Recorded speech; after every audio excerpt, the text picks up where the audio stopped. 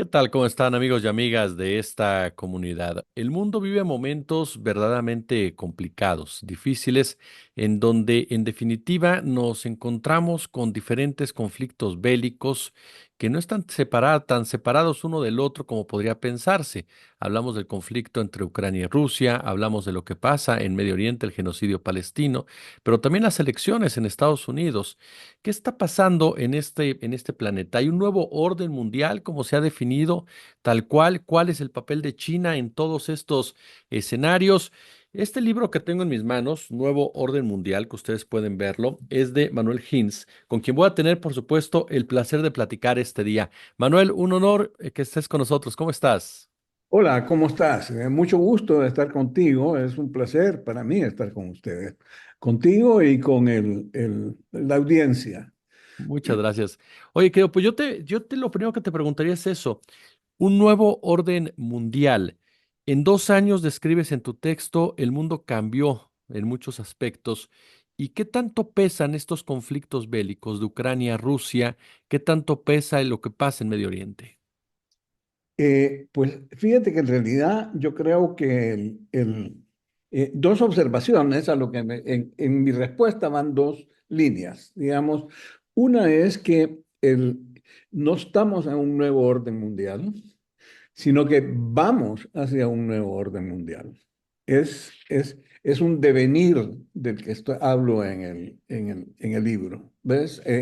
Hacia dónde vamos. Y la otra cosa es que, sin duda, que la guerra en Ucrania, la guerra en el Medio Oriente y también la posibilidad de una guerra con China, digamos, que es muy, muy amenazante.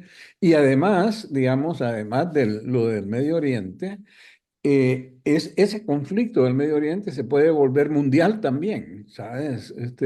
Dentro. Entonces, realmente estamos en medio de una cantidad enorme de amenazas, de guerras que no son una guerra fría, no son tampoco guerras de una guerra fría como fue, por ejemplo, la guerra de Corea, porque en la guerra de Corea ya estaba bien claro el orden mundial. El orden mundial se decidió en la Segunda Guerra Mundial, ¿sabes? En donde culminó un conflicto que había empezado a principios del siglo entre Inglaterra, que había sido la reina de los mares, era el país hegemónico del mundo en el siglo XIX, y y lo retó Alemania, y empezó ese conflicto entre con los aliados, por supuesto, los aliados de Inglaterra, que era Francia, con los de los alemanes, pero que culminó y terminó con una guerra en la cual salió como el primer gran poder del mundo, Estados Unidos, que no había estado en el baile en el primer inning, digamos, y además, y la otra era Rusia, que sí había estado, pero un poco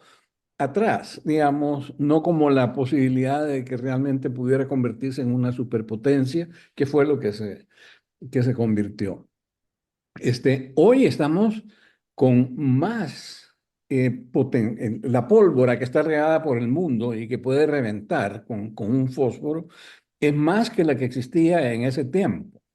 Es ese orden mundial, el orden que salió de la Segunda Guerra Mundial, en donde Estados Unidos, a pesar de que estaba la Unión Soviética, digamos, como segundo, pero realmente el control mundial lo tenía Estados Unidos. Ese orden mundial que creó las Naciones Unidas, que creó el Fondo Monetario, el Banco Mundial, todo el sistema financiero internacional, todo gira alrededor de Estados Unidos y establece un orden del mundo, un derecho internacional, el hecho de que las relaciones internacionales se volvieron más institucionales que antes, todo eso es el orden mundial que salió de la Segunda Guerra Mundial. Hoy ese es el orden que está amenazado, ¿ves? Y entonces, ¿qué es lo que pasa?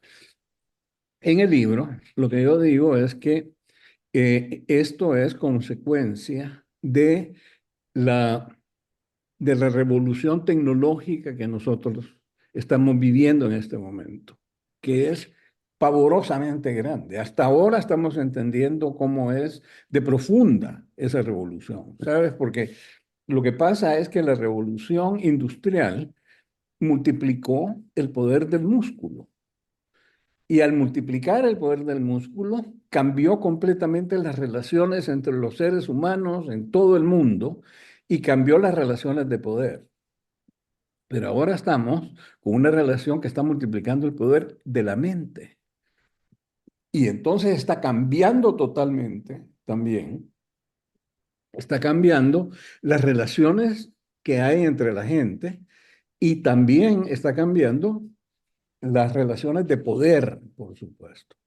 Entonces, si tú ves, cuando viene una revolución tecnológica como esta, como fue la revolución industrial cambió enormemente la sociedad en la cual, bueno, Inglaterra se volvió el país más potente del mundo porque fue la primera nación que se industrializó en el mundo y eso le dio un gran poder a Inglaterra. ¿Y cómo fue ese? ¿Qué fue lo que pasó? Lo que pasó fue que, por ejemplo, la agricultura se modernizó porque la industria entró en la agricultura y entonces mucha gente, la mayor parte de la gente en esa época, trabajaba en la agricultura. Pero en el momento en que eso empezaron a aparecer maquinarias agrícolas y ese tipo de cosas, incluso en el siglo XIX había tractores movidos por vapor, lo que tú necesitabas para cultivar una cierta extensión se dividió entre 10 en términos de personas. Antes necesitabas 1.000 personas y hoy necesitabas solo 10 para...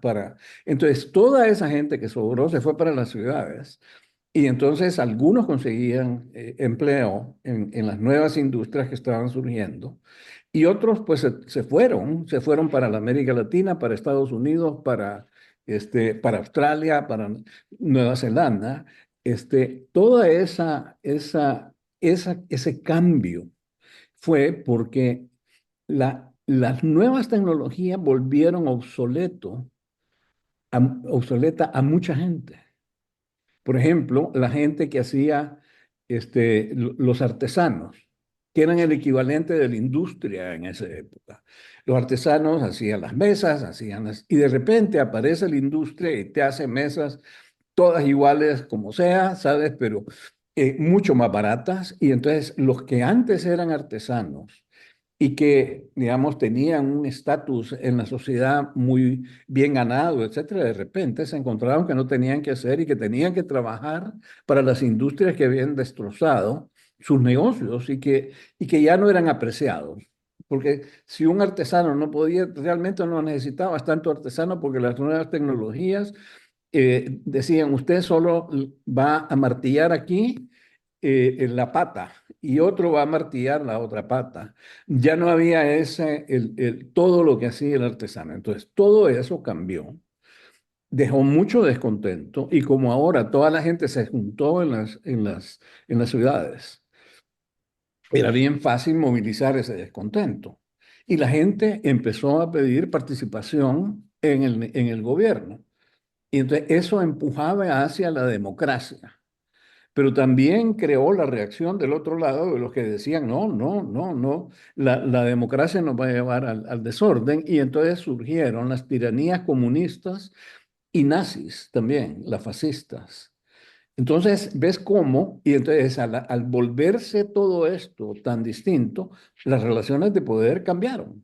Inglaterra, que había sido la madre porque tenía una marina fantástica, de repente se encontró con que Alemania y Estados Unidos ahora eran más competitivos que ellos, y ya Inglaterra empezó a decaer y entonces cuando un país que es el que domina al mundo se empieza a debilitar, se crea un vacío de poder. Y entonces invita a que otros llenen ese vacío. Y eso, ahí tú tienes, entonces Alemania dijo, aquí vengo yo, y entonces se generaron las guerras, etcétera. Por otro lado, ¿Qué es lo que está pasando ahora? Las grandes empresas que generaban toda la riqueza durante la época industrial, ¿sabes? Cuando yo crecí, yo me imagino que todavía cuando tú creciste, las empresas más grandes del mundo eran la General Motors, Sí, la Mercedes-Benz, ¿sabes? Eran empresas que tenían chimeneas, sí. eran empresas industriales y que había mucho ruido en él. Y ahora tú encuentras que las empresas que son las más grandes del mundo y las que crean más valor agregado, Ujú. ¿quiénes son? Son la Apple. Y Así tú es. vas a la Apple, son la Apple, la Nvidia, Amazon. Tú llegas a las sedes de estas empresas y no oyes un ruido. O sea, ya no hay maquinarias. Ellas no producen nada. Por ejemplo, la Apple no produce nada físico. Las cosas, los teléfonos, todo eso lo dan por su contrato. Lo que ellos producen nada más es el pensamiento. Esa es la fuente de la riqueza de la nueva economía que viene, que es la economía del conocimiento. ¿Sabes? Hay algunas empresas como la Uber, por ejemplo, o como la Airbnb, que realmente no producen nada en absoluto tampoco, que lo único que producen es coordinación, nada más. O sea, la Uber no tiene ni un carro, ni un parqueo, no tiene nada. Lo único que vende Uber es coordinar la gente que puede usar un carro para transportar a otros y lo que quieren que lo transporte. Nada más, es puro pensamiento. Entonces eso ha cambiado mucho, ¿sabes? Una de las cosas que ha cambiado, para mí que es fundamental, es que el conocimiento siempre fue importante, pero hoy es esencial. Entonces, en el siglo XX, por ejemplo, la gente decía, mira, primero, antes de pensar en las políticas sociales, de que vamos a educar antes de eso vamos a generar la riqueza y después esa riqueza la vamos a dar para los demás. Ahora no puedes producir tu riqueza si no tienes conocimientos. O sea, una población que tu capacidad de producir depende de que toda la población tenga los conocimientos esenciales para dar un valor agregado, para poder producir o también para poder ocupar el conocimiento. Entonces ahora a todos nos importa, nos interesa que la población entera de nuestro país esté educada. No porque tú seas una persona que se interesa en los demás, digamos, que eso también es fundamental, sino que porque si tú no logras que la gente esté bien educada, no vas a poder producir nada que realmente produzca valor. Entonces, eso, ¿sabes? Además, viene en este cambio hacia el poder, multiplicar el poder de la mente, lo primero que hizo esta revolución hace 30 años, 40 años, que todavía nadie, muy poca gente se da cuenta de esto, fue el permitir que se pudieran coordinar complejas tareas a distancia. Antes, si tú querías producir un carro, todo lo tenías que producir en la misma fábrica o en fábricas que estaban muy, muy cerca, ¿sabes? Porque realmente necesitabas una sola línea de producción para poderla coordinar bien. Pero con el desarrollo, el matrimonio de las computadoras y las comunicaciones, tú empezaste a poder coordinar producción de una parte de esa línea de producción. Una parte la podías tener en Detroit, otra parte la tenías en California, otra parte en Tailandia, como que estuvieran en el mismo cuarto, porque con las computadoras y las telecomunicaciones lo podías manejar y ver y coordinar como que si estuvieran en el mismo cuarto. Entonces, eso te llevó a la globalización. que la gente piensa que la globalización es un fenómeno del comercio. No es un fenómeno del comercio, es un fenómeno de la producción. ¿Sabes? Antes, para hacer un carro, todo lo tenía, o lo que sea, lo tenías que hacer en el mismo cuarto. Y eso llevaba acciones para las cuales necesitabas trabajadores con eh, muchas habilidades, ¿verdad? Y conocimientos. Pero también había un montón de otras cosas que no necesitaban tanto, ¿sabes? Entonces tú tenías mezcladas en Detroit, por ejemplo, si hablamos de los carros, tenías mezcladas un tipo de actividades que realmente tenían que hacerse en Detroit, porque necesitaban los ingenieros que tenía Detroit, necesitabas las habilidades de los obreros que estaban ahí, pero había otros que las podían hacer en otro lado. Gente que ganara menos salarios que los que pagaban en Detroit. Entonces las empresas rompieron sus cadenas de producción y se llevaron las cosas que tenían menos valor agregado a los países donde había gente que trabajaba por menos dinero y se quedaron con las que producían más, hasta el extremo de que la Apple se quedó solo con el pensamiento, se quedó solo con los ingenieros, nada más.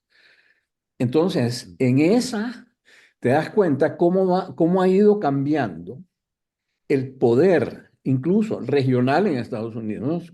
Antes, el centro de Estados Unidos, los grandes lagos eran la gran zona industrial. Hoy es una zona pobre. En Estados Unidos es California o Massachusetts o Texas, son los que están adelante porque van adelante en esto del... Pero igual está pasando porque China se integró a esas cadenas internacionales y se integró muy bien. Y por eso es que China creció tan grande. Y ahora se ha convertido en un monstruo al cual Estados Unidos ya le tiene miedo. Entonces, ves cómo un cambio de tecnología te cambia a ti las relaciones de poder. Claro. Y entonces estamos viviendo eso en este momento.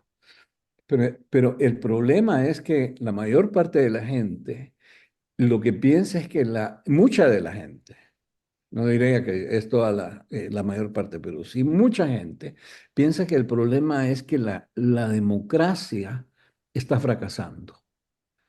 Y en realidad no es la democracia que está fracasando. El problema es un problema que ha venido a la democracia, que tiene que ajustarse a un cambio revolucionario de todas las tecnologías. Y si tú te vas hacia atrás y ves quiénes salieron bien y quiénes salieron mal durante la revolución industrial, ¿quiénes fueron los que salieron mal? Los que se opusieron al cambio, Así que es. eran Alemania, Rusia, que eran, ¿sabes? No, ellos querían sí tener los bienes industriales, pero no querían tener a los obreros. Los zares decían, a nosotros no nos gustan los obreros. Claro que no les gustaban los obreros.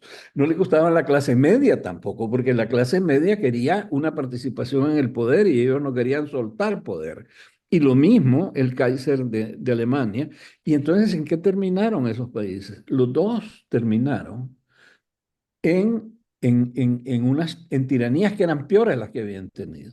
¿Y quiénes fueron los que se ajustaron bien? Los que se ajustaron bien fueron Estados Unidos, Inglaterra, Francia, los países democráticos, que en ese momento parecía igual que ahora.